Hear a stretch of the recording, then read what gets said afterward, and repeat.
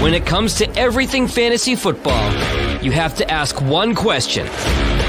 Don't you deserve a fighting chance? And now, welcome to Fighting Chance Live with your hosts, Kevin Tompkins and Scott Fishbowl 9 winner, Gary Haddow.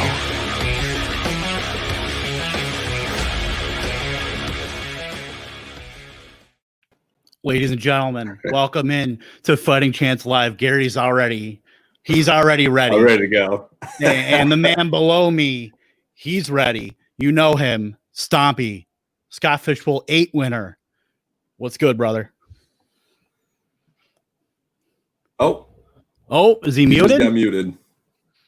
Gary, my nemesis here, decided to invite me on to, I think, get under my skin. Mm-hmm. Or make me ease up on him. But then he decides to taunt me with that introduction. And, sir, I will not stand for it. That is my belt. I'm coming. We'll see, man. It's no longer yours. Resting in my closet right now. It's coming over here. It's going to be 2 Champions, 1 podcast as soon as December it goes into January. That's the new name of the podcast. Fighting Chance is going 2 for 2. Are you sure you want to do two belts, 1 podcast or whatever? It's you know, people are gonna get real gross.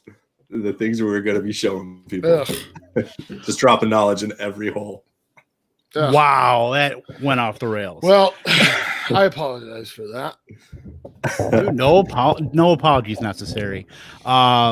So Stompy, I really appreciate you coming on, man. We wanted to get you on, especially this time of year when Scott Fishbowl's ramping up. Obviously Gary won last year and you won 2 years before 2 years ago. So one of the older winners, like nobody remembers him anyway. There's nothing memorable about Stompy. Not at all. No.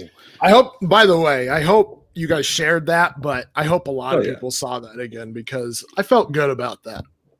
I really did. I was very proud. Videos are awesome. I can't even imagine how many people saw your first video. I think I got people are still talking about it. 47,000 views on that. That's amazing. But yeah, I mean, listen, it's supposed to be fun. I mean, we don't really pay into it. If you win, you get a lot of prizes. You get to interact with people maybe you don't normally interact with in the community. So it's I mean, obviously it's for charity. Scott Fish had started Fantasy Cares, and I believe they're going to probably make well over $50,000 this time around. I know. I thought it was like 47,000 last year or something like that. Yeah. And it's going to be a lot bigger this year. So Scott Fish is like our community's. He's on like the Mount Rushmore of fantasy football at this point. Yeah. So, and honestly, even if you don't get in, I mean, people are getting involved in doing like these these eliminators and which donate to it, and it's just a fantastic thing, and I love it because it brings everybody together to do good in the world. Yeah, and I think that's the best thing about this year is that it's not. I mean, Fantasy Cares is amazing, Toys for Tots is amazing, but this year Scott is saying, hey, we don't care who you donate to. Everybody donate. Everybody needs a little something right now. If anything that you can give, it's amazing. So if you haven't donated yet and you're able to, highly recommend doing it. I mean, you're welcome to throw up a screenshot of what you're doing. Tag hashtag SFB8. It's all about that. If you haven't, if that's not your thing or you're not into it, like Stompy said, check out the Fantasy Cares Eliminators, FC Eliminator. John Bosch is running those, and it's $10 for most of them to get in. It's Eliminator style. Every week, someone gets kicked out. Whoever has the lowest points, you go all the way to the end.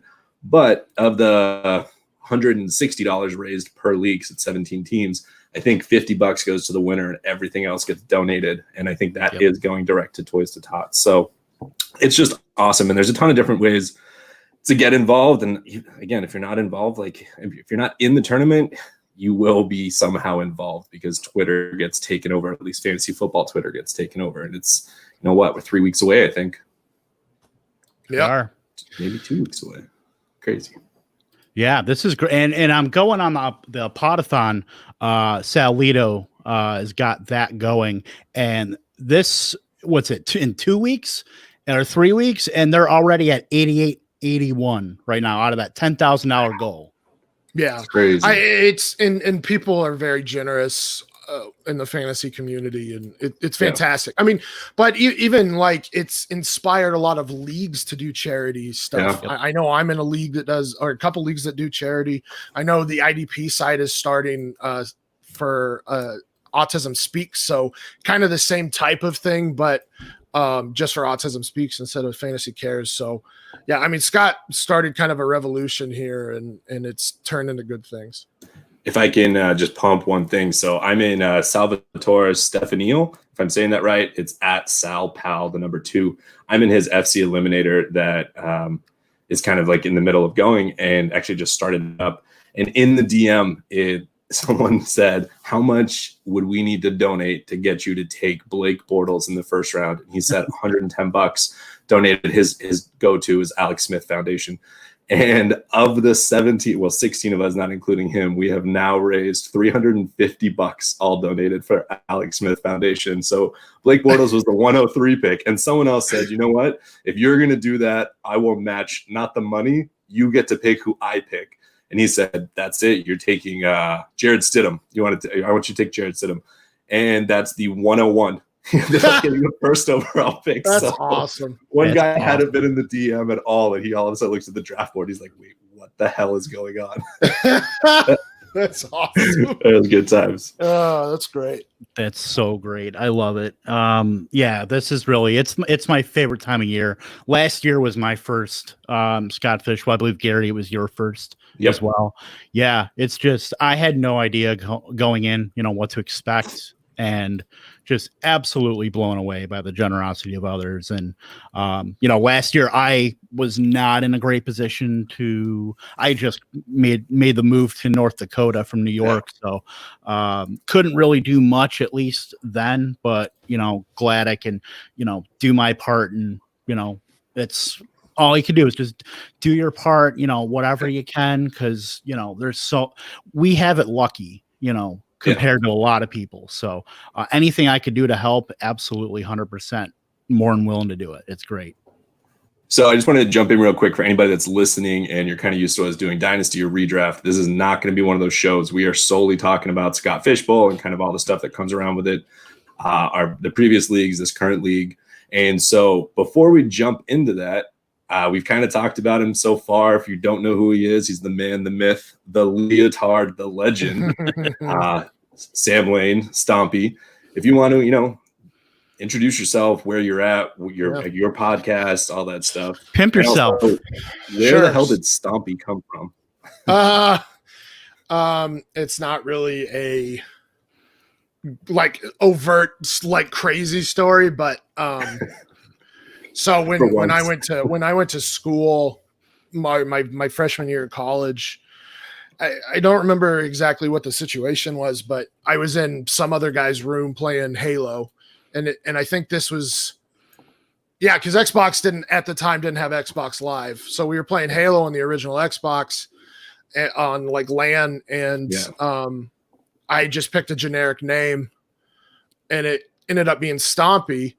Well, one of the guys I was playing with ended up becoming one of my best friends, and cool. A giant group, and he introduced me to a giant group of friends as well that we've all been friends now for a decade. Geez, well, more than that, but and found out his name is Sam as well. So he just had remembered that I was Stompy on that Xbox or on that Halo game, and that's exactly where it came from. I wonder how many people's nicknames are because of their Halo name that they. Yeah, right. When you play enough with people and you communicate like that with them, then I've definitely done that before. Totally. Yeah, I was never an Xbox guy. I was a SOCOM 2 guy. Okay. That I hate that game, by the way.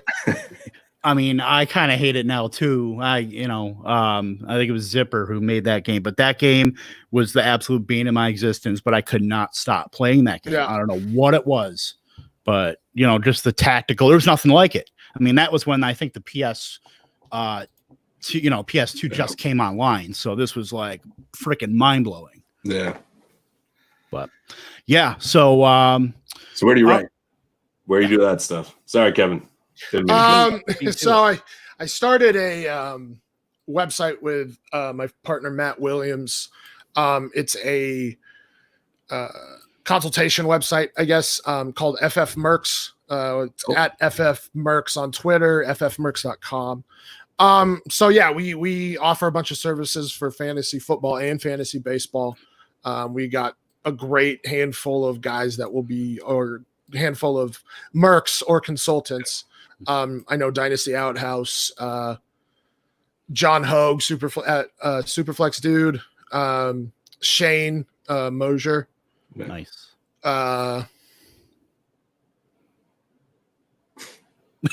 People can check it out. Yeah, go you go find. There's another handful, and I said Shane Moser. I meant Shane Manila. I don't know why I said Moser. Shane Manila. Sorry, Shane. You know him as the grumpiest. Chance you're listening. Say it, dude. It's fine. Motherfucker on Twitter. Maybe I'm the grumpiest and he's second. I don't know. Yeah, so go check that out. We're also building a new site for that. We kind of wanted an all-encompassing site. So we'll have some apps, statistics, stuff like that, and ADP as well. So we want to be that all-encompassing site. We'll do the consultations as well as you can just have the statistics and you can use it. And then, so I'm on the flagship podcast of that. Just look up FF Mercs podcast family. It's Devi Watch. Devi Marketplace and FF Mercs. Currently, we'll see what happens with the DFS show. I don't know if that will continue or not, but we have at least 2, and we're trying to grow that as well. And then Superflex Super Show on DLF Family of Podcasts. We do that 2 times a week. It's me, obviously, John Hogue, James Catoulis, Ethan Turner, and Brian Haar. We kind of rotate in and out. So go check that out. And then Dynasty Diagnostic, probably the one that I'm most known for. Yeah. At Dino Diagnostic on Twitter, we take rosters and break them down and tell them what they should be doing with their rosters during or at any point in the season, trades, whatever. And then we break it. We compare it to a car. We compare it to a car, so it can go anywhere from, was it clunkers for cash or to like a Maserati or a Lamborghini or whatever. So that's always fun. And we always have guests on there. Some of the big names that everybody follows and listens to. Very cool. That's awesome. Yeah. I got. That's on Dynasty Trade Calculator feed too. Okay. Yeah, love Dynasty Trade Calculator. Yeah, Ethan Turner, speaking of, he's in my division this year. So is he? Yeah, Power Rangers, man. He's gonna withhold any injury news until the draft is done. He offered a lot about Dante Pettis, so I mean, unless it was a smokescreen, I don't know. We'll see. You mean about not Pettis, but or I'm sorry, about Debo. Sorry. They're all the same. No, Dante Pettis is going to get the reward. No, he's not. It's Jalen Hurd. He's going to get cut. Pettis is going to get cut. He's such a good route runner too. It's a shame, but I'm thinking something had to have happened between him and Shanahan. That's all I can say. All it came off. So he's a Waldman guy, Matt Waldman. I believe 2 years ago, he had Pettis ranked. No, it was 2 years ago. Had Pettis ranked as the number 1 wide receiver above. DJ Moore. Can't even remember that class anymore. Yeah, DJ Moore. That's right. And he wasn't really on anybody else's radar. Yeah. But Waldman said he's got all of the skill set needed, but apparently he just didn't want to apply himself to learning the craft or work hard. I mean, it just happens. And Waldman, the thing with Waldman is he basically does it from a purely football perspective. It had no off-field issues because he's not a psychologist. He refuses to try and say things about these players' mindsets, but it probably like Paxton Lynch is just one of those where he just didn't apply himself like he needed to in the NFL. Yeah. I mean, that's just funny. Just the drop off between this time last year where, he was getting that sleeper run, and now, geez, he's bottom of the barrel. You're maybe taking him in the second to last, the last round in startups. It's just, it's honestly wild, but I remember I was so butthurt that I didn't get him in SFB9. Like he was just, I beat the drum for him. I was one of those guys that was just raising up his ADP way too damn high. But I think Shanahan is just really doing everything he can. He has a very specific type of player he wants.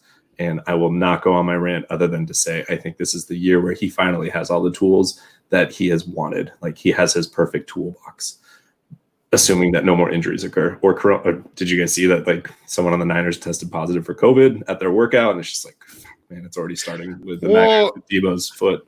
Yeah. Well, it's not even, I wouldn't even care about like one case if it wasn't happening.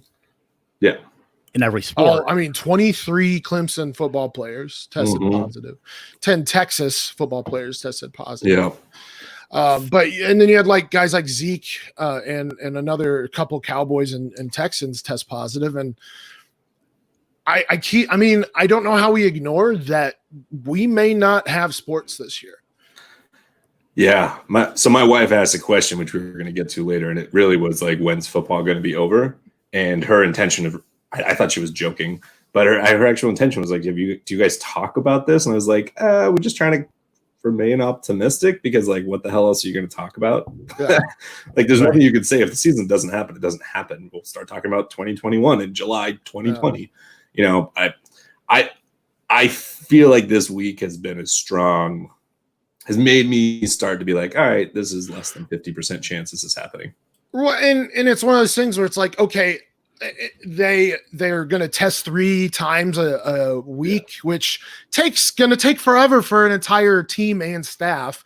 And then if it gets in that locker room, if one person gets it, no matter how many times you test, it's just going to wipe out the locker room. And that's how it's going to go. And that's why the basketball season was postponed, because Rudy Gobert tested positive. And I think maybe Donovan, no, it was somebody else tested positive, and they're like, we have to postpone this. Yeah. And so it's just the only way it can work is if, like what the NBA is doing, they're like in a bubble, like nobody's allowed in or out, and they're taking extra precautions, but you're not going to be able to do that with the NFL. Cause I mean, you're not shrinking rosters. They're already talking about expanding rosters, right? Right. Yeah. But even like you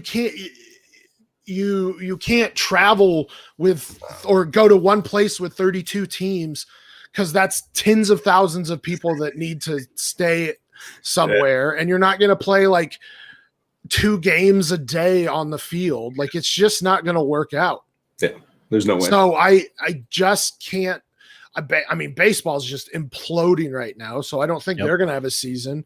Basketball's kind of got split, so I don't know if they're going to have a season. I don't know what's going on with the NHL, but I know that guys have been testing positive. Yeah.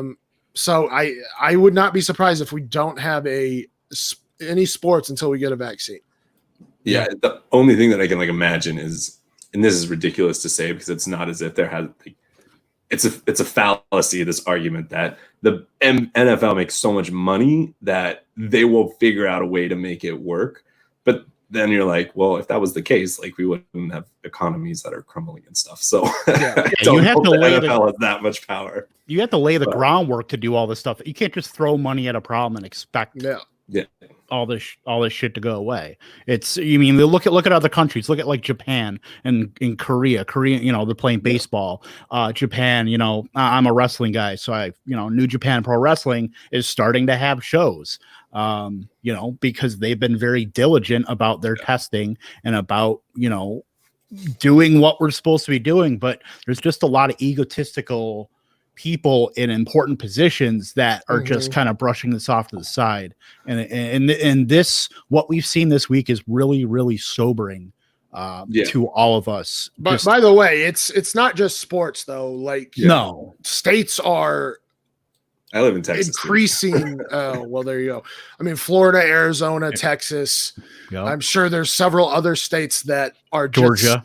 You're getting these gigantic spikes in cases, and it's going to continue as the protests continue. It's going to continue on. And there was an article I read today on Twitter I just saw like the graphic, and you see the number of cases in the European Union versus the number of cases in the US, and like you see the trend where theirs is like down, like it's dropped off of the peak and is down here. The US kind of went like this, and then it's like hovering high because nobody shut down all at the same time, and then now they're opening states up, and you have protests, and it's a bad situation. Yeah, it's like, with all the protests, it's like people just completely, forgot, hey, there's a pandemic going on. I mean, it's not just going away. I understand, obviously way more important social issues, to get out there. But I think in general, they've been wearing their masks most of the time. You see most protests and they're wearing masks. So, but I mean, getting that many people, like, we know that masks, unless you have like a actual gas mask type of mask, that masks aren't going to block everything. So, and they're not going to stop people from getting sick. So it's mostly to make sure that you're not putting as much virus out there, so you're not getting as many people sick. But so yeah, I mean, it has to be sobering this week because of all the bad news surrounding it. Yeah.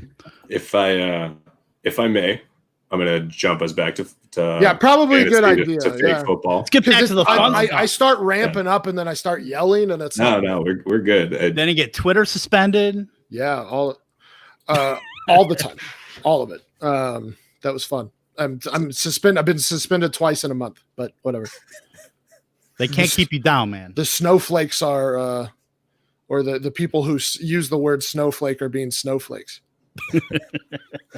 So we're going to jump into the two previous tournaments, and then we'll get to SFB8 for anybody wondering when we're going to get there. So I'm just going to throw out a question to you, and I can answer to Kevin. Same for you with SFB8, rather than just like going down through your roster. I'm curious if you had a specific strategy going into it, and then were there late round gems that you specifically wanted to target that really did make the difference?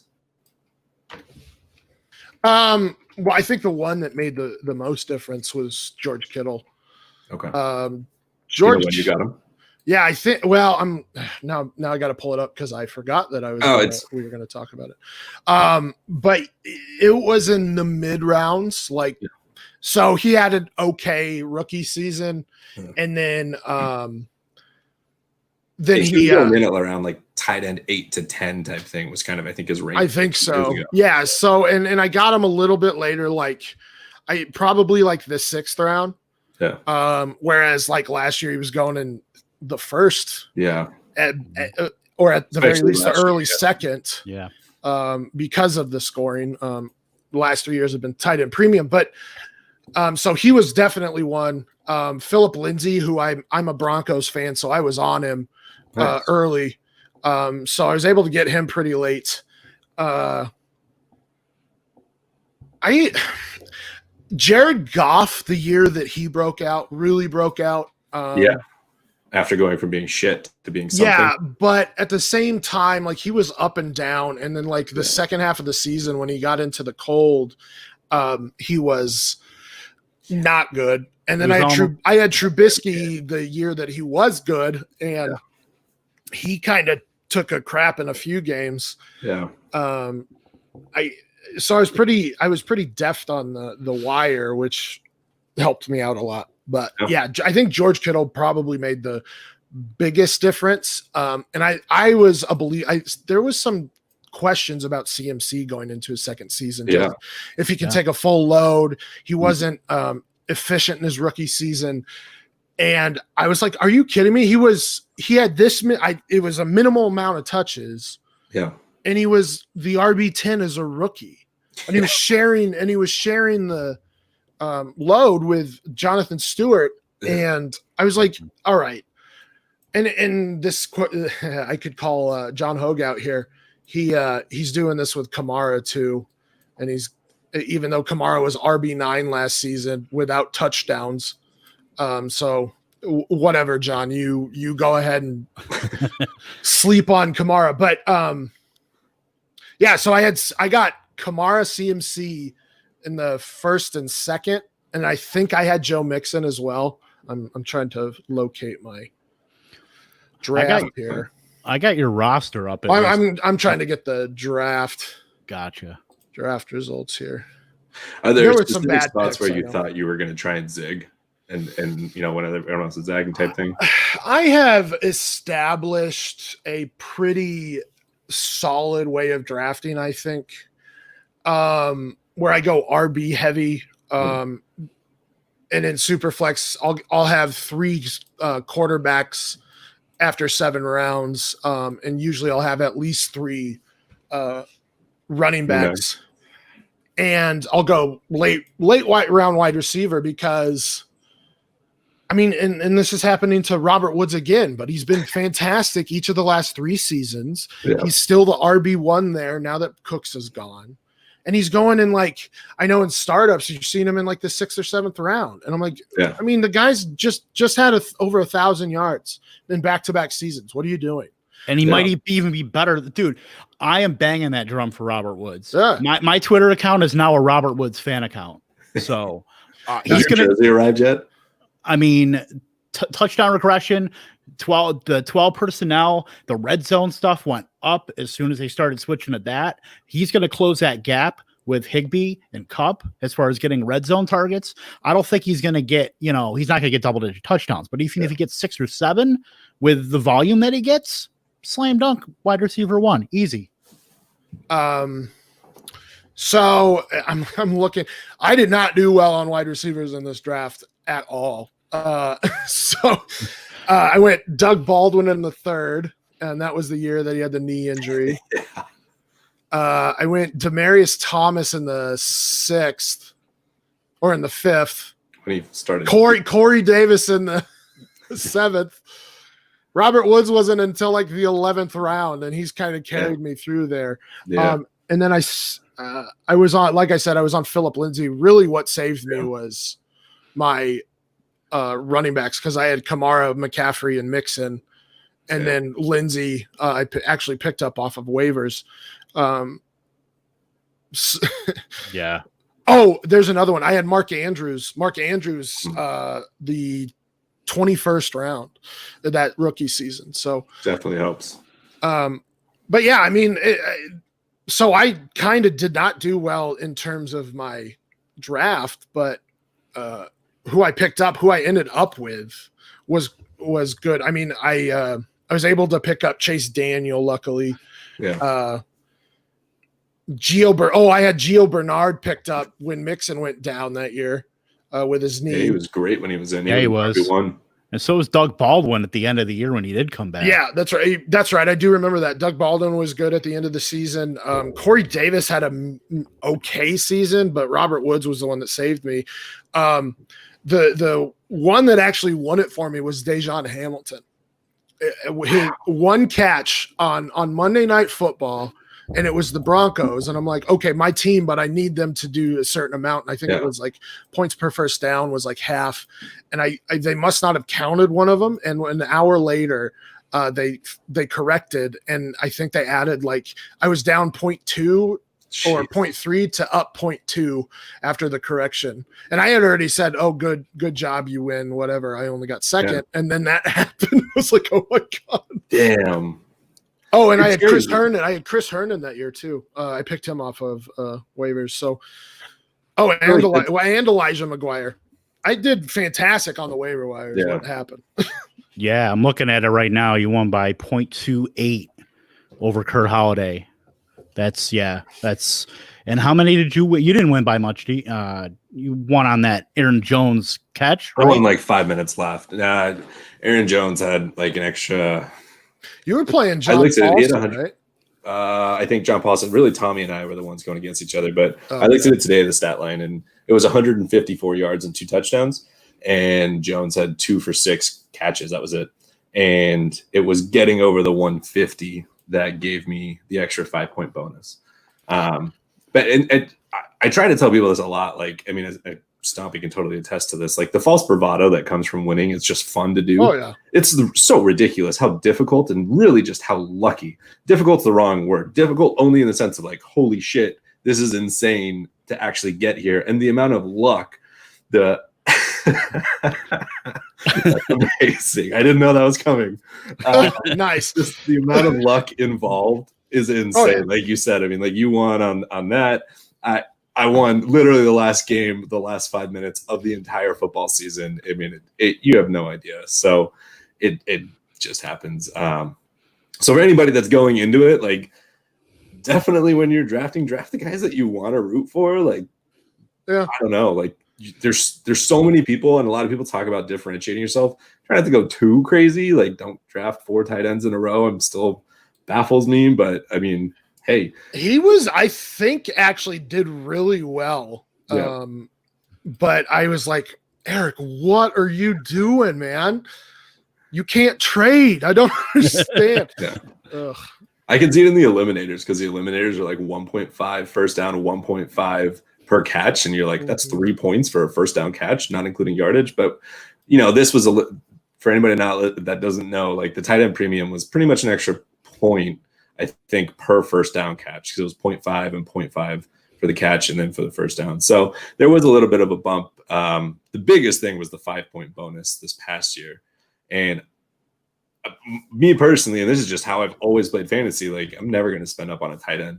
This year is going to be the same thing. I have a little bit of a very different this year that I'm probably going to look to quarterback earlier than I normally would have, because of the efficiency and stuff, which we'll get into in a sec. But in terms of tight ends, like I got Darren Waller in the 17th and I got Tannehill in the 20th. Like ultimately, like that saved my bacon. So really it's just hitting on a couple guys at the back, having a solid draft, and really just not getting bitten by the injury bug, and you have a fighting chance.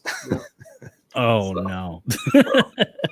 No, and we're not going to talk about my 4-8. Actually, John Paulson came out of my division. That dude absolutely crushed our draft. He made us look like chumps. So I was what I said in that video, I was one misplay away from being in the finals. Yeah, so what was that? Perryman. I did not start Perryman week 15 when he scored 3 touchdowns over 100 yards.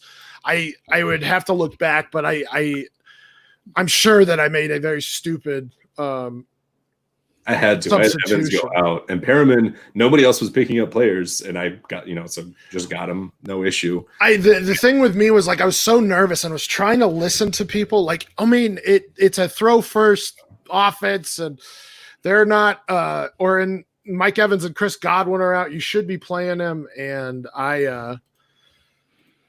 yeah, 2-man roster. It's very difficult to figure out who to start and not, especially when you're at the bottom of those flex spots. Yeah. So Brashad Perryman had 44.6 that week, and I started Devonta Freeman over him. I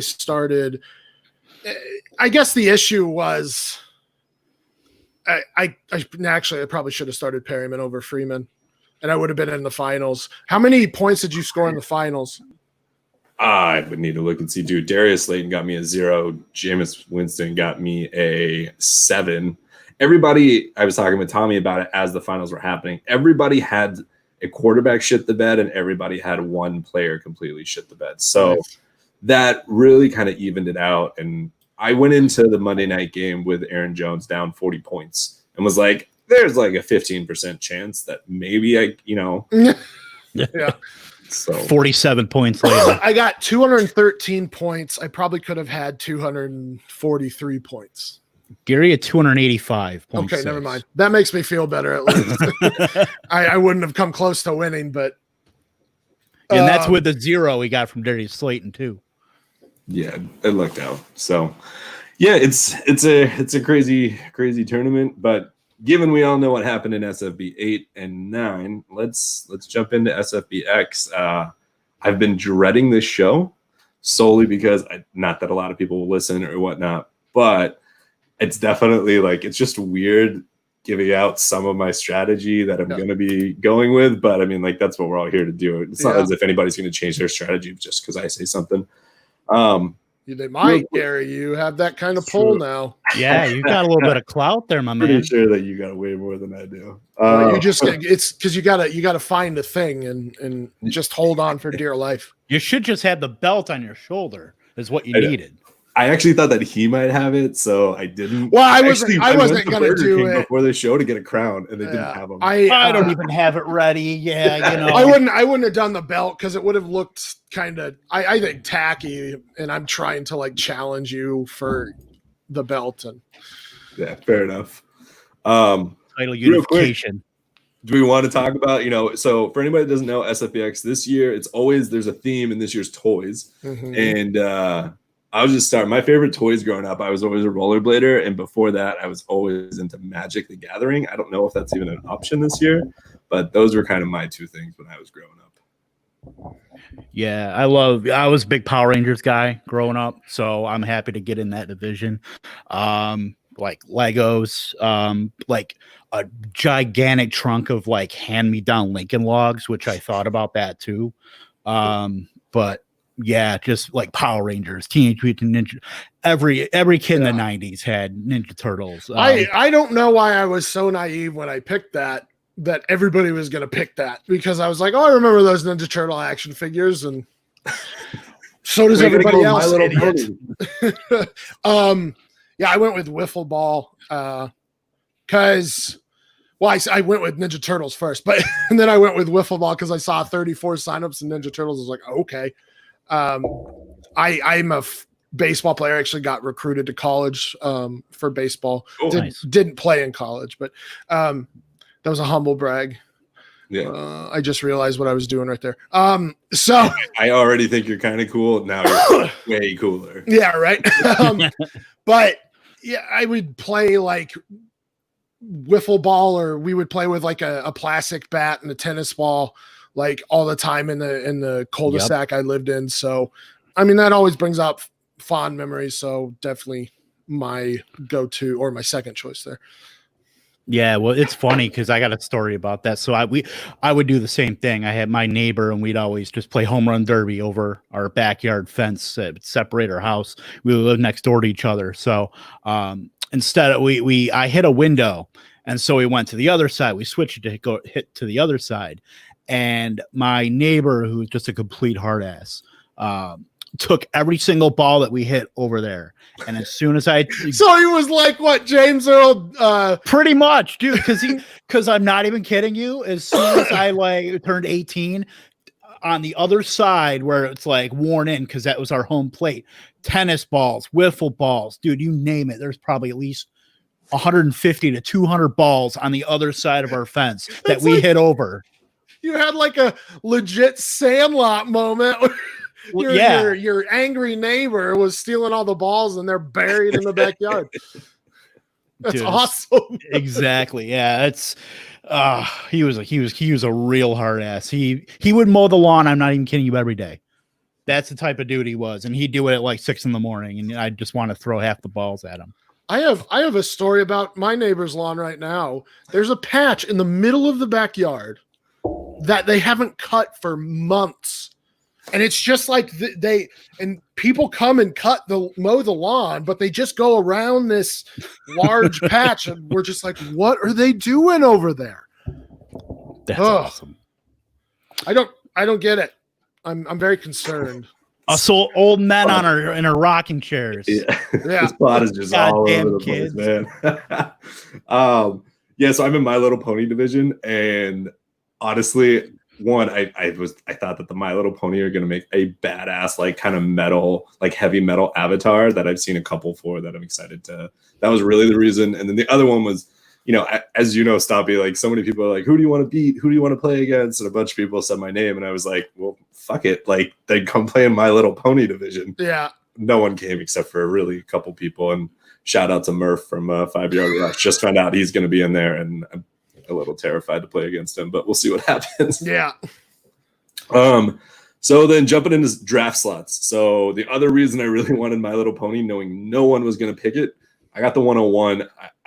I love drafting at the turn. I obviously don't particularly like the 12 just because you have to wait for everything to fall to you coming out of the first, and it kind of dictates a lot of your draft. But being able to go, for me, CMC first overall, and then at the turn be able to just get back-to-back picks. I'm always happy to wait if I know I can go back-to-back, because I get to dictate what I want to do, and I'm usually come out of the turn feeling pretty damn happy. Otherwise, like, what the hell was I doing making those picks? So where are you guys at?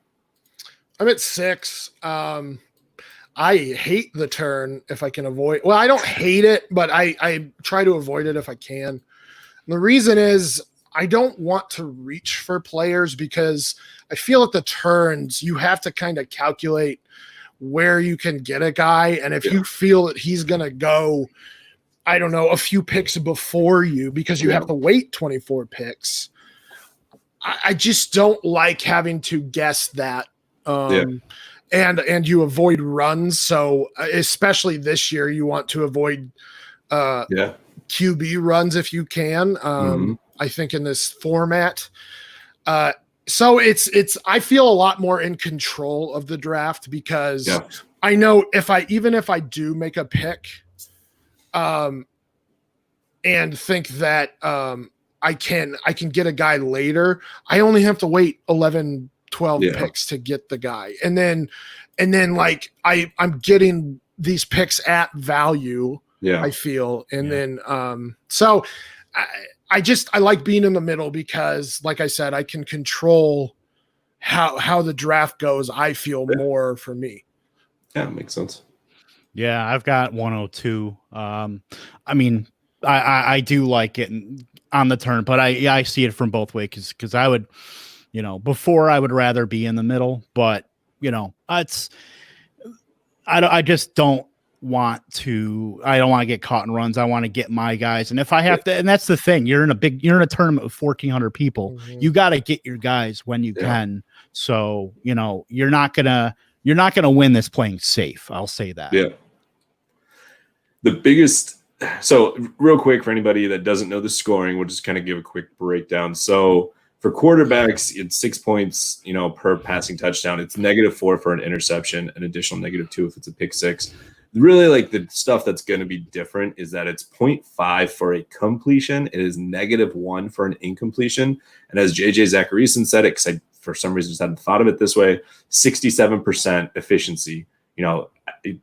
That is the line where you zero out. Anything above that, you get points. Anything below that, you're going to be losing points. And then the real big kicker, which is something that I've never done in a league, is -1 for sacks. And so really starting to think about, quick release, offensive line play, that type of thing is going to make a big difference. And then for running backs, wide receivers, and tight ends, it's tiered scoring.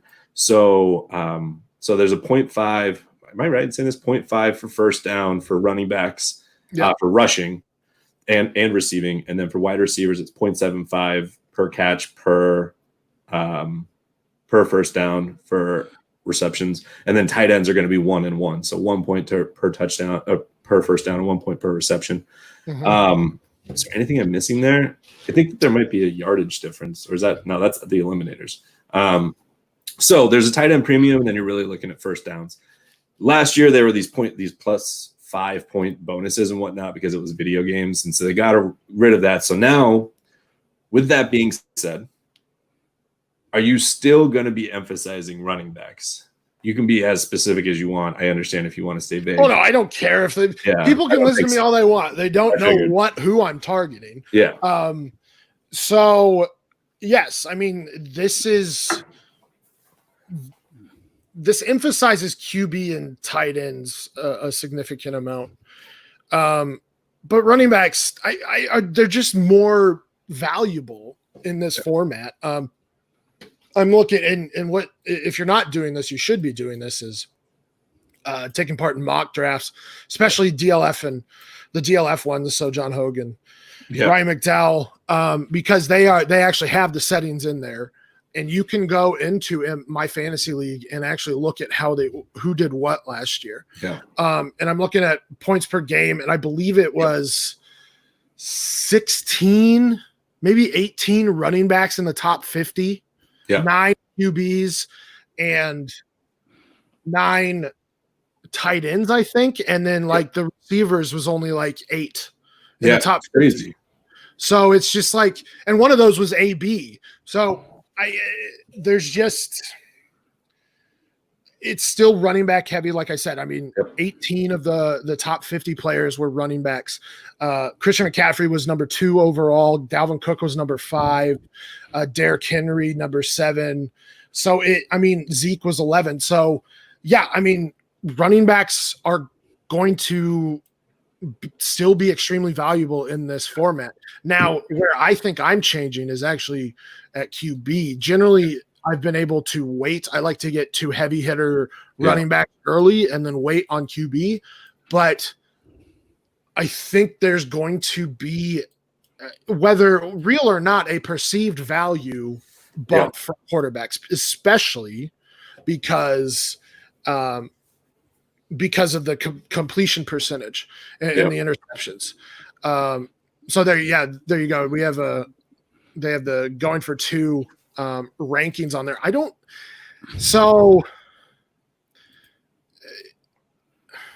They're doing PPR, but it's not actually PPR. So I just wonder if that's the actual scoring. So next, what's the SFBX? Yeah, the SFBX. Oh, I see. Yep. And this is what they finished at.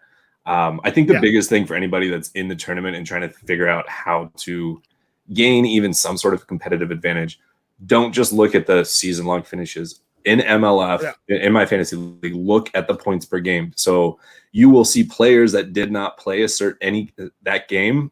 They missed 2 or 3. Those are actually taken out of their points per game, so you can see what they're realistic. And so get it to points per game, and then always points. And it changes everything. Yep. But yeah, and I think I'm changing up what I'm doing this year on QBs. Instead of, I think I'm going to kind of alternate between RB and QB for the first few rounds, because I think you need to get one of those high percentage, low interception quarterbacks to at least have that stability. So I think guys are going to be going a lot earlier. I took in this mock I'm looking at, I took Dak at 6 ahead of where is Kamara?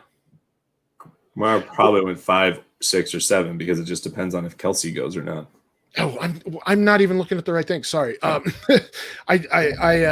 was looking at their rankings and not their ADP. But Dak finished 6th in QB scoring last year. Yeah. Gets a more pass happy offense with McCarthy, gets another weapon with CeeDee Lamb. And so I really like, especially at the 6th spot, targeting Dak Prescott there, because I think you get that 65% completion percentage, you get the 600 plus attempts, and he gets a rushing floor as well. Because when I look at it, like I view, so Austin Eckler's probably going mid to late 2nd, I'm guessing. And I think he could put up numbers to be in the top 5 again like he did last season. And so is it really worth getting somebody like Alvin Kamara, whom I love, or getting a top, let's say 5 QB in this format, and then getting a Eckler that could very easily put up Kamara-like numbers next year? Yeah, it's tough. Sorry, Kevin. Oh, well, I was just gonna say, as far as quarterbacks, with the score, the scoring here, there's some really good values there. Guys that you're gonna see just because of their efficiency, because of their completion percentage. Kirk Cousins and Matt Stafford are getting super underrated. Yep. And Drew Brees, he could be a bottom end first rounder. If you get in a league where you're getting a big quarterback run, that he could sneak into the first round. And obviously I'm not going to be getting that at 102, but it wouldn't surprise me one bit. And a guy that's maybe bottom tier, that's going to come up a lot is Derek Carr too. Yeah. Man, Derek Carr is such a confusing thing because he is one of those guys. So talking about being on the turn and reaching, you kind of got to pick and choose when you're going to go. These guys, that's one of those guys where you're like, man, I'm just going to wait for him to fall. But God, that's 24 picks. Like that's super difficult. Yeah. That's why I did turn, like, I get it. Like you get two great guys and you get exactly who you want. Yeah. But at the same time, I'm like, but there could be a run and you could end up with Jarrett Stidham as your second QB. And I'm not feeling safe there. So yeah. So that's what I'm looking at. I'm telling, like, I think everybody and their mom now knows about Drew Brees because people have just been breaking that all over the place. Yeah. But like I said, guys who are getting disrespected, Kirk Cousins, and Matt Stafford. Matt Stafford was ranked. I mean, he's crazy low. He's got 6 games, right? 9 games. Okay. He was number 10 in points per game scoring.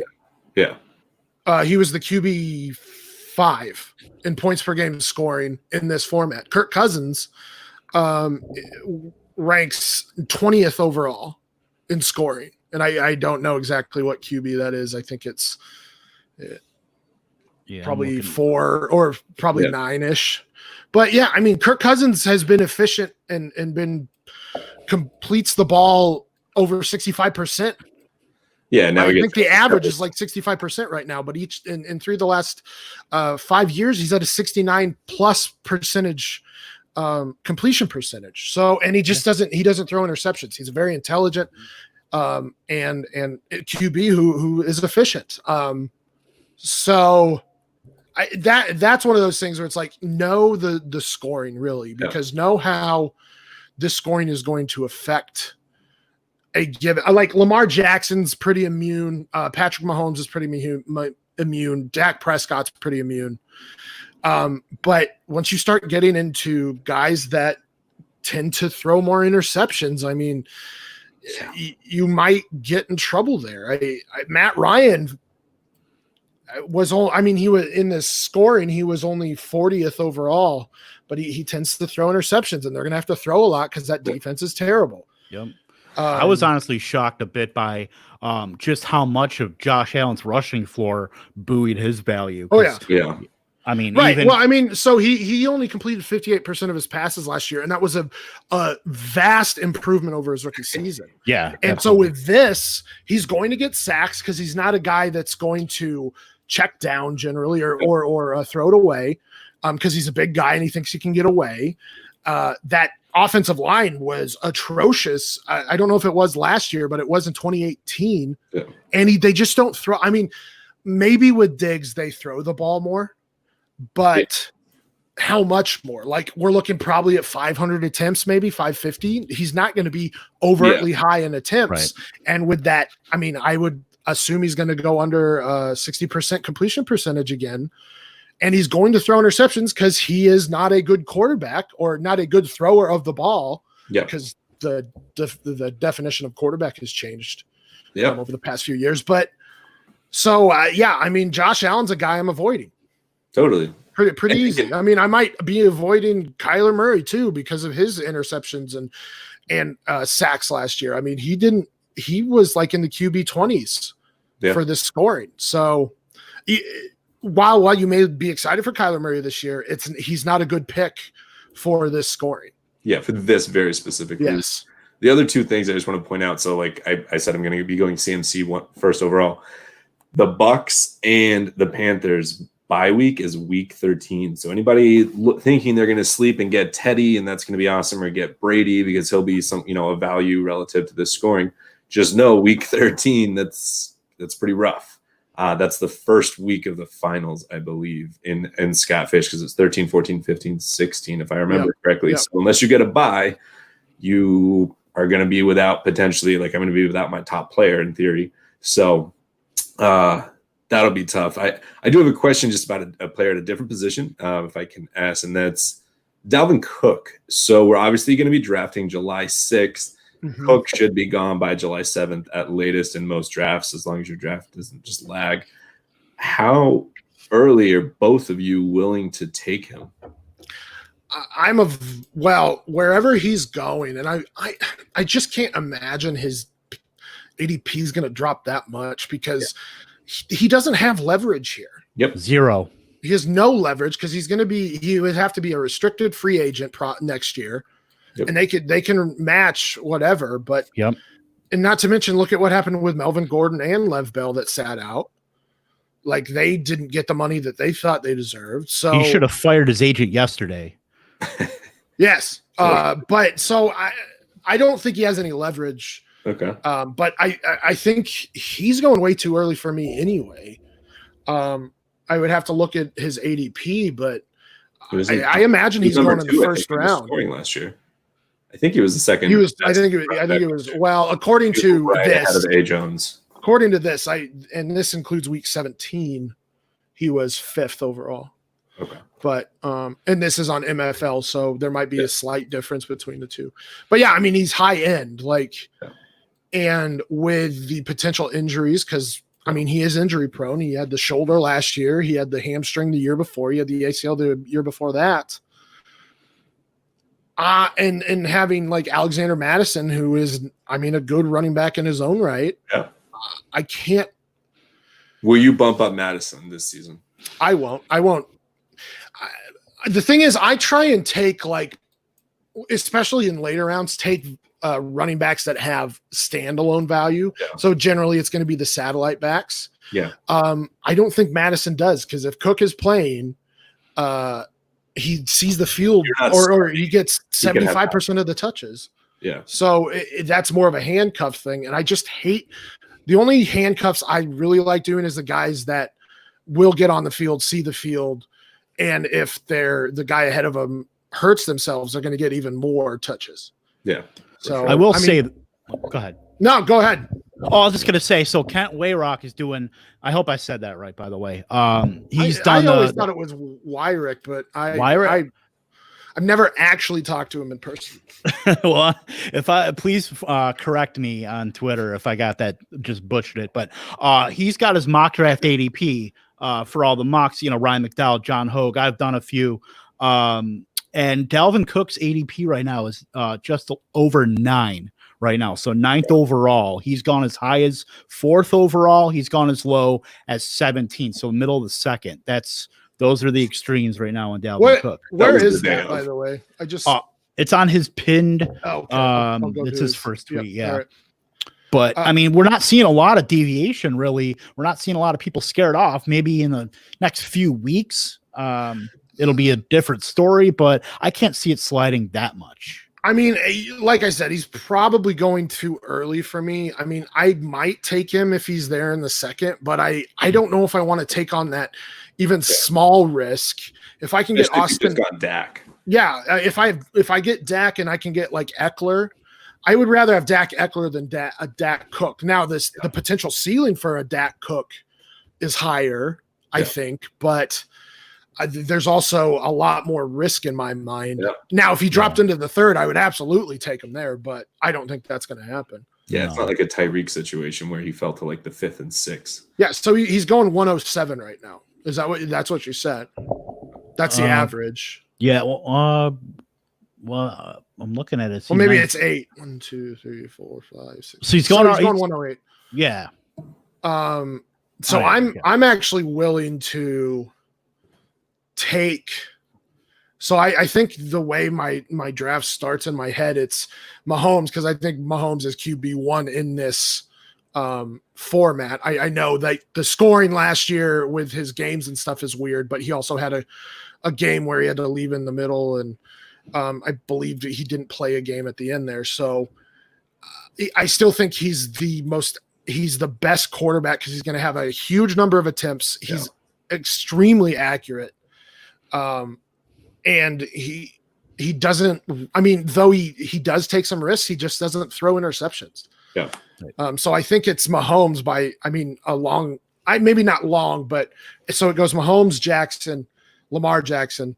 And then I think it goes Christian McCaffrey, Saquon Barkley. And then I'm taking Dak. So I'm taking him. You have Mahomes and Lamar 101 and 102. Yeah. That was actually a question I was going to ask. But I just don't know. Like, if I'm thinking that, let's just say I'm taking, it's just the value-based drafting type thing. Like, if I'm taking Mahomes 101, that means, what's the trade-off compared to the quarterback I'm getting at 601 or whatever it is, 501. Well, so think about this though. Lamar Jackson outscored Christian McCaffrey in this format by almost 3 points. He outscored Drew Brees by 5 points. He outscored Mahomes by 10. So those are points per game for anyone listening. Yeah, and then like I think there's a significant difference because Tannehill was getting outscored by 2 points by Dak Prescott. So I think there's larger, like, QBs are important, but there's larger gaps. Like there's not a group of QBs anywhere. And when I'm looking at this, it's very apparent to me that at least one like elite QB in this format, I think you need to have to win. As long as they stay healthy, I think you need to have it to win. Because like they're negative. I mean, Deshaun Watson had a -6 game in week 11. Yeah. Tom Brady had, I think, 3 or 4 negative games. So those QBs can really hurt you. And I think you need one of those top. I'll say top 7, but I don't know who's included in the 7th. I know who my top 5 are, but that's why I think Dak at 105 or where I'm going 106 makes sense to me. In my 101 DM group right now, everybody, pretty sure most people are going CMC. The question gets thrown out, and I constantly say the only way I would not go CMC is to go Mahomes, because I actually think that, everyone says Lamar's going to regress. I think Lamar's passing is going to get better. Their weapons are awesome this year. He's probably going to get 1,000 yards again. Let's be real here. But I think that Mahomes, we just forget how fucking awesome he was in 2018. I mean, it was transcendent to have somebody that young doing what they're doing, and they have to have only gotten better, right? Those pass catchers have only gotten better with him, and then they get to add Clyde Edwards-Helaire. So, man, you're gonna make me think about it. I have this weird feeling about McCaffrey, and I don't know why. I've had this all offseason that running backs are just confusing me right now. I think you should sell McCaffrey in Dynasty, by the way.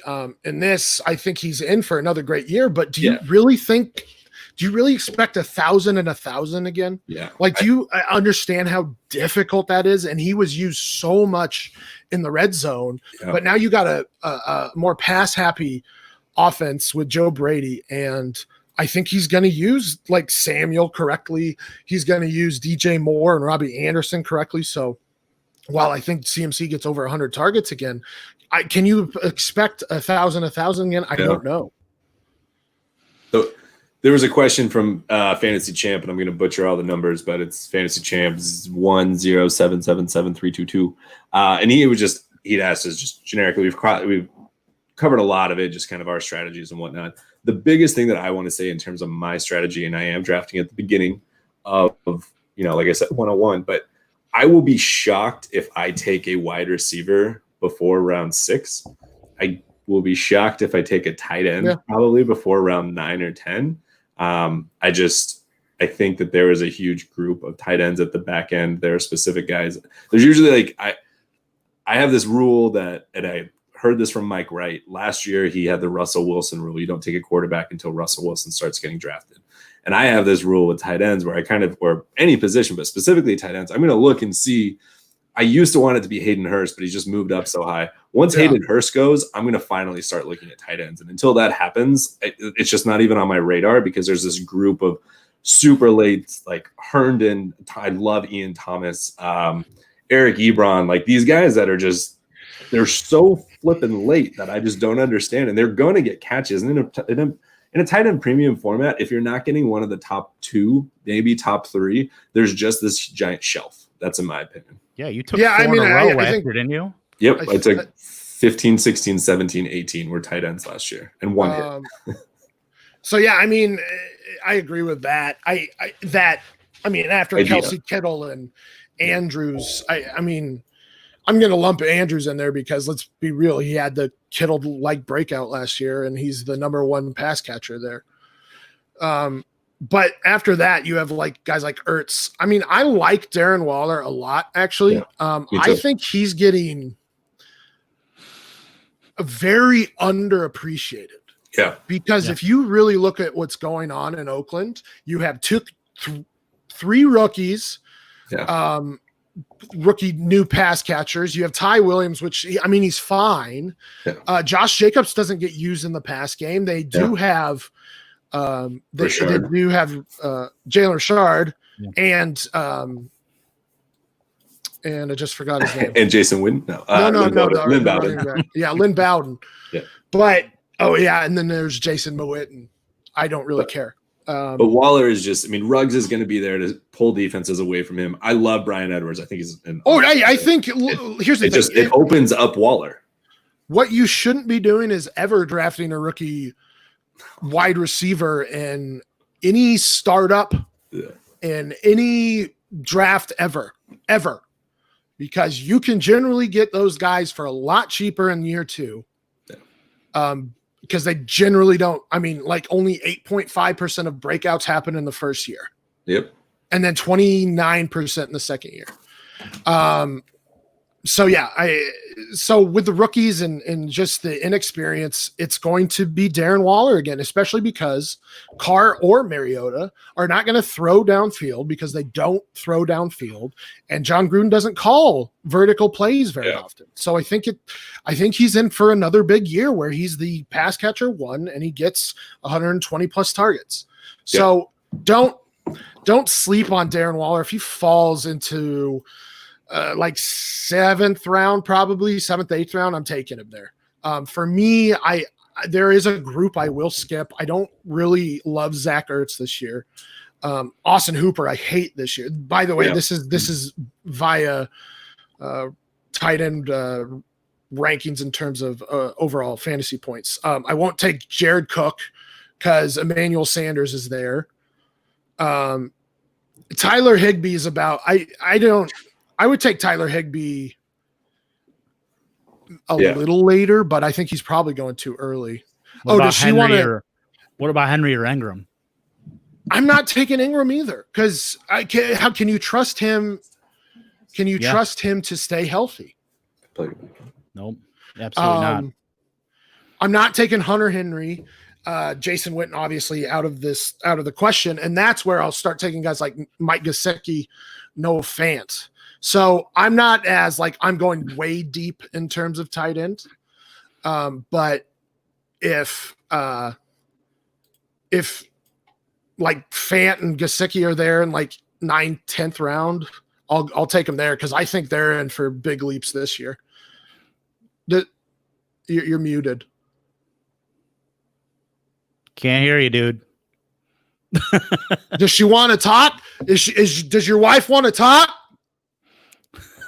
Hold on. Hold on.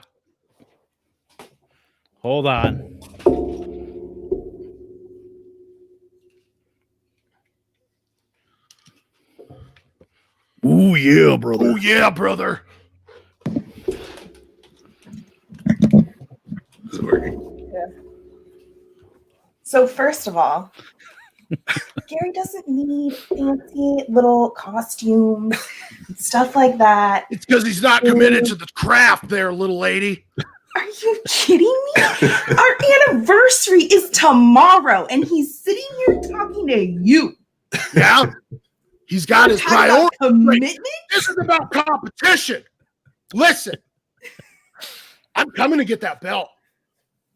Gary, I'm coming. You can try. You can try. Excuse me. I'm the best there's ever been, Teresa. No, sir. Best there ever will be, Teresa. No, sir. I married the best. I'm the cream of the crop. Trust me, I've dated. The sky is the limit and the space is the place. This guy is the guy. Look at him. Unjustifiably in a position Stompy'd rather not be in. I am justifiably in a position I would rather not be in. I don't want to fight your husband in front of you and hurt him. Should have started Paramount. You could have done that in the finals, man. He's very passive, and you would definitely win in a fist fight. Let's be clear. It's because I'm a monster. I mean, Hulk Hogan has the biggest biceps in the world, but these aren't anything to laugh at. You'd show up in your onesie and I'd just run away, or I'd just be laughing too much. Gary would just make a joke to try and make you uncomfortable. Thank you. You're welcome. I love you. We went off the rails a I little see bit. Gary had to get his wife to fight his battles for him again. Dude, she always does. Keeps my Gary, do you think you would have won if I was in the finals last year? Hell yeah, we already talked about it. All right. I can't keep it up forever. Oh man, it's so much fun. This whole thing, and there's gonna be other videos. I think Tyler Gunther had the hot dog one last year too.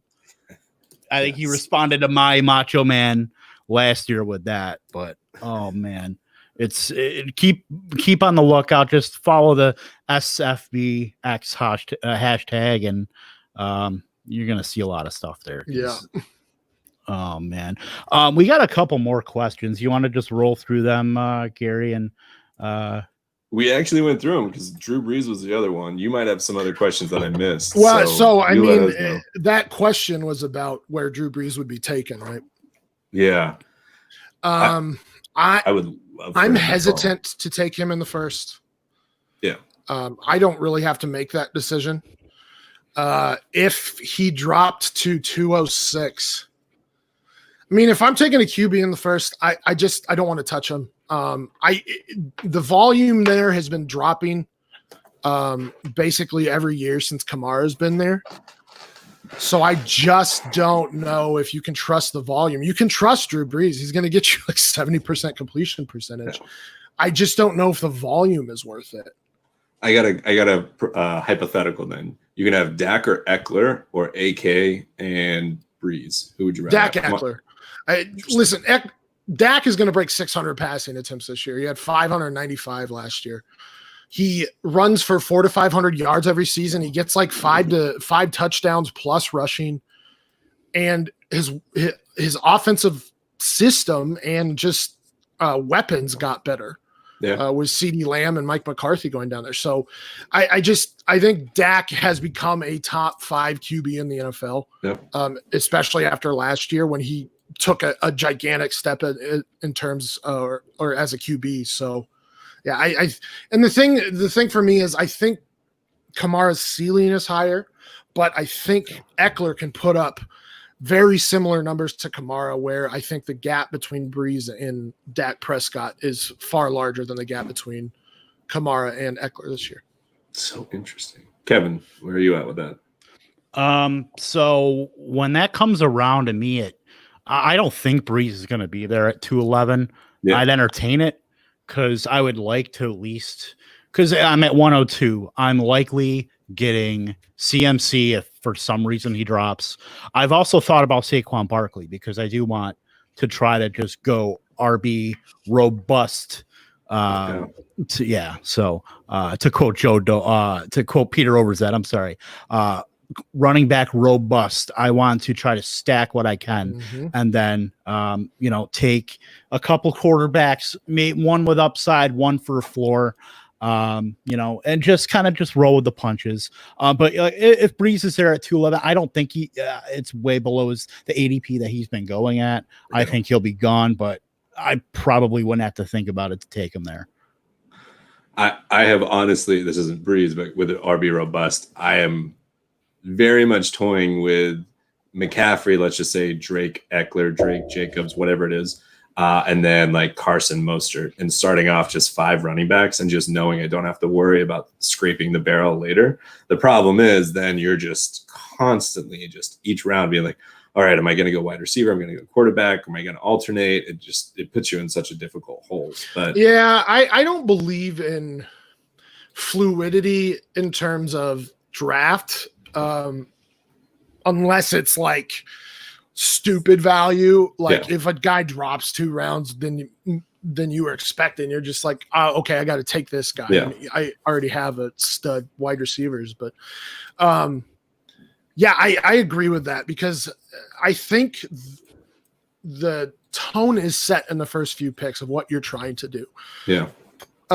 Usually if you go wide receiver early, you're trying to build for multiple seasons. Yeah. Usually when you go running back early, you're trying to win now. So, and I the thing is, like, if you have 3 or 4 running backs stacked that you would trust to start, but you only have to start 2 a week or whatever, and all of a sudden one goes down, like I had Joe Mixon go down in 2018, but I had CMC and Kamara where I didn't really miss a beat. And that's why I enjoy that. And we know that running backs are more prone to injury. But there's the 3 flex. So in this particular league, so it's 2 running backs, 3 wide receivers, 3 flex, plus a super flex, and a QB tight end. But I mean, just in each of the last 3 years, wide receivers kind of been neutered. I mean, maybe not neutered, but it's definitely hit on the back burner where there's just not. League. Yeah, I mean, but they just they don't get as high in numbers in the pass catching running backs. Like, I mean, and that's what you need to be doing. Yeah. Except for Nick Chubb, because Nick Chubb is. Yeah, he's an outlier. But so is Henry. Best. Like they're outliers. Right. So those two, but really you want those guys that are going to get you 50 plus targets a season, because that's where you. Unless you're, like you said, Derrick Henry, and you get double-digit rushing touchdowns and 1,500 yards. Yeah.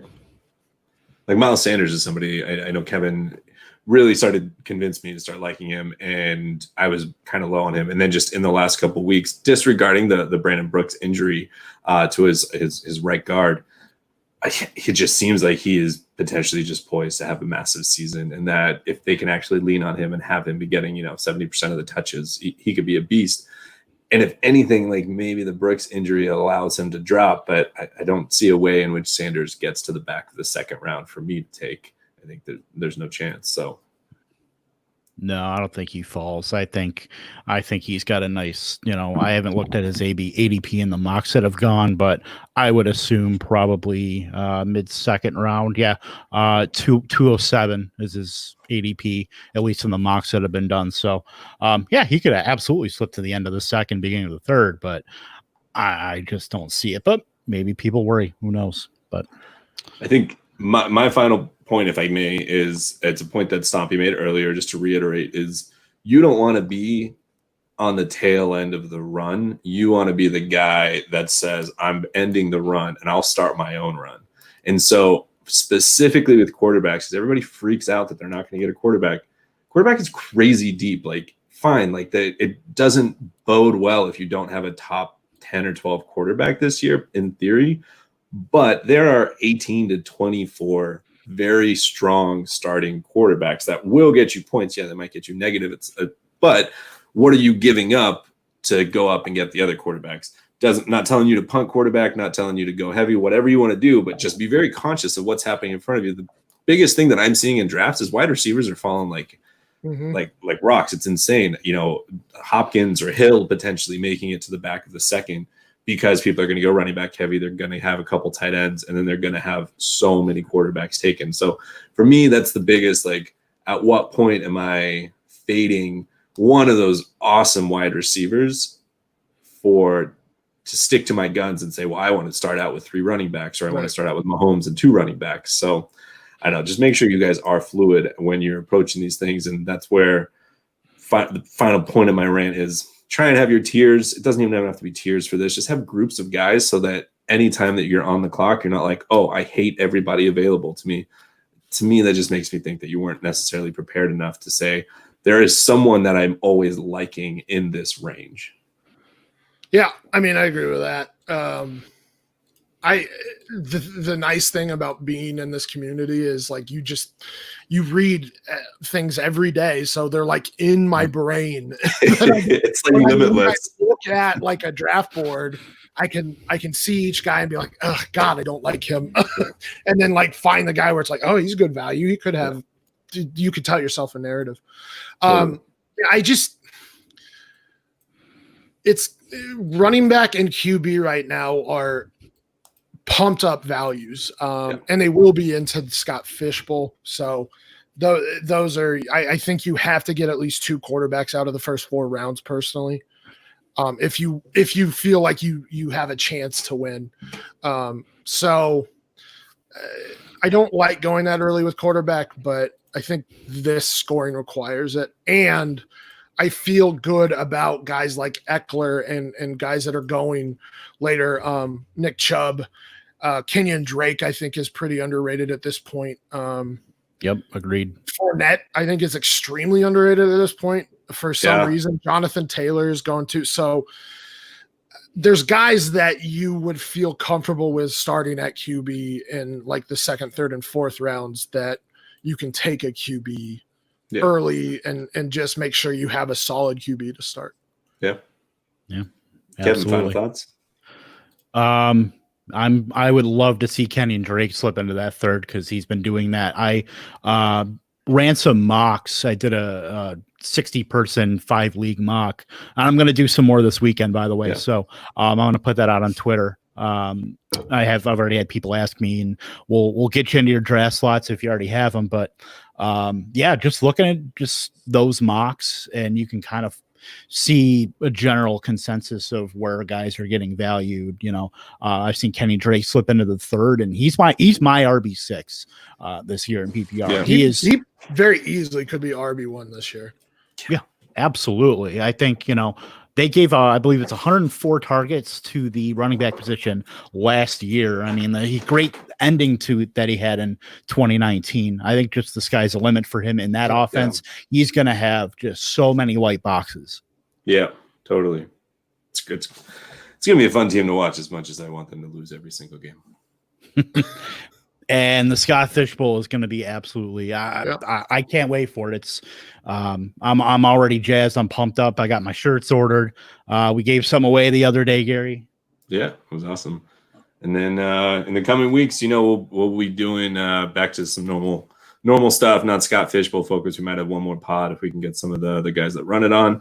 And we'll just kind of go from there. Stompy, give us a shout out where you're at, all that stuff. Just remind everybody, and then we'll close it out.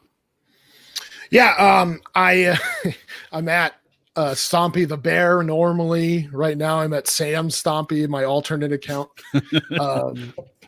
So I can keep chirping at people on the internet. But yeah, go follow me at Stompy the Bear. Follow Dynasty Diagnostic at Dino Diagnostic. Follow Superflex Super Show at Superflex Show. Follow FF Mercs at FF Mercs, and go visit the website ffmercs.com to see what we can offer you to help you win your leagues this season. There's another thing that I think I want to plug in if it's okay. And it's a new podcast that I started called Listen, a Podcast. And it's meant to give a platform for oppressed minorities to try and educate and share their experiences with the more privileged, so that hopefully they can start to understand what the world is like through the eyes of people who are viewed as lesser, quite frankly. So I've had 3 guests on. I'm releasing the 3rd episode tomorrow, but I think it's important right now. It's important because I think a lot of people are starting to understand that they didn't know about this, even though it was very prevalent. They just refused to know, and we're not taught it in schools. And it's a very important time. And I think hearing these stories from these people, currently it's all been all African Americans, but it will go out to LGBTQ, to Latin American or Hispanic Americans, Asian Americans, Muslims, American Indians is another very important one that needs to be talked about. So just go give that a listen. You can follow it on Twitter at listen_a_pod. Search for Listen, a Podcast, and just learn and gain empathy for the people that are speaking. I just subscribe, so I'm looking forward to listening to that. Yeah, I'm gonna check that out too. Absolutely. Appreciate it, gentlemen. Yeah, appreciate you giving us some of your time here and rapping about football and talking about a lot of important stuff here. And thanks for having your clothes on. Yes, that's the most important thing. I almost didn't have a shirt on just to do it. Fair enough. I had a pixelated filter waiting. Did you? Did you really think I was just going to show up? All the way across. Just Show up like a flea from Red Hot Chili Peppers. Yeah. That's awesome. But I had a lot of fun, man. Again, thank you for coming on. Gary, it's been, you have anything else to say? No, man, Sam, I really appreciate it. This is the first time I've actually gotten to speak, so it's really fun. Same. And I hope everybody understands like these videos and everything. Like Sam's an absolutely awesome dude, and he's just here to have fun and kind of make you squirm a little bit because you deserve to squirm a little bit. People who are uncomfortable make me very comfortable. Yeah. Yeah, that's, it's all in good fun at the end of the day. That's what it's all about. For sure. But, all right, guys, we're gonna have a good night. Yeah, we'll be back next week. I don't know what we're doing, Gary, but we're sure as hell gonna wing it. If we gotta wing it, whatever. But we'll bring somebody on and we'll have some more fun talking fantasy football. So for Stompy, for Gary, I'm Kevin Tompkins, and thanks for tuning in. Have a good night, everybody.